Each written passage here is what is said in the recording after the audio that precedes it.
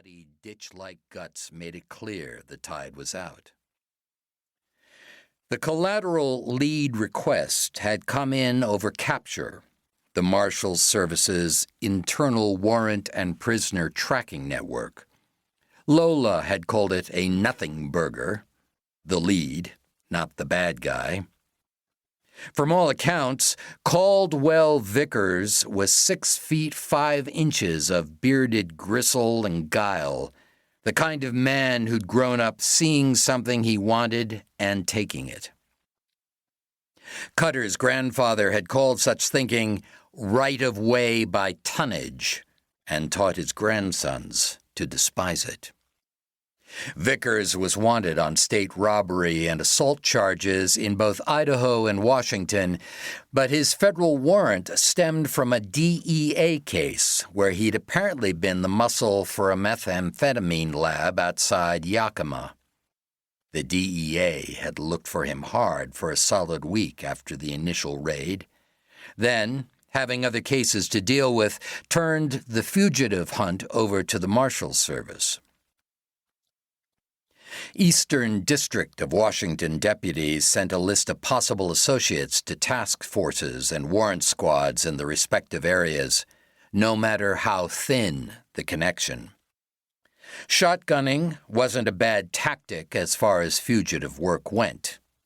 Cutter just preferred more information than travel trailer belonging to Vickers' past associate registered to property near Indian, south of Anchorage. Cutter liked to know the whole story. Lola got what she thought was most of it. The E/WA deputies holding the original warrant didn't expect to find Vickers at the property in Alaska. They believed he was holed up somewhere in the mountains of northern Idaho.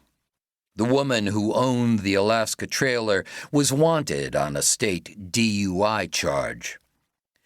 What the deputies hoped was that the Alaska Fugitive Task Force would find and leverage this woman into giving up information on Vickers' location. So far, that wasn't working out too well.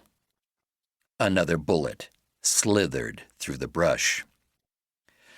Cutter caught a flash of movement across the road. He snapped his fingers to get Lola's attention, then nodded toward the tree line. I want you to put a couple of rounds into that biggest spruce while I move to the other side of this slash pile. Unless I get a clear shot, Lola said. Then I'm capping his ass.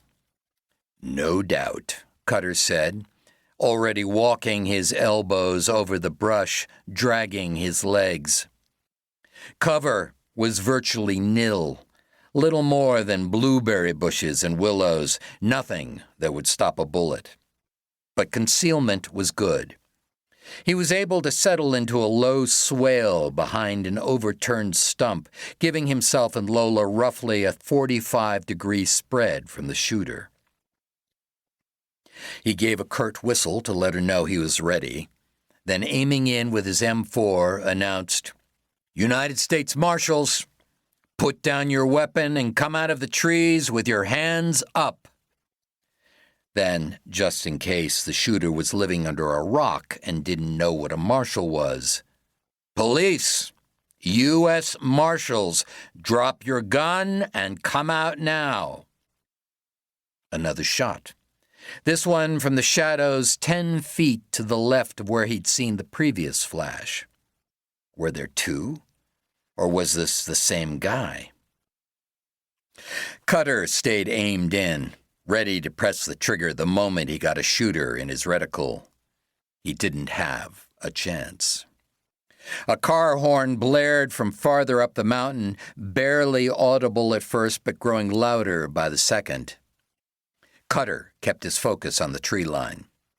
Moments later, a rattle-can black Dodge minivan came bouncing down the gravel road, horn beeping, driver yelling.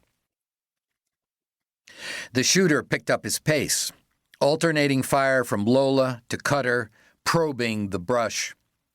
The minivan driver's head and left arm hung out the window, waving frantically as the vehicle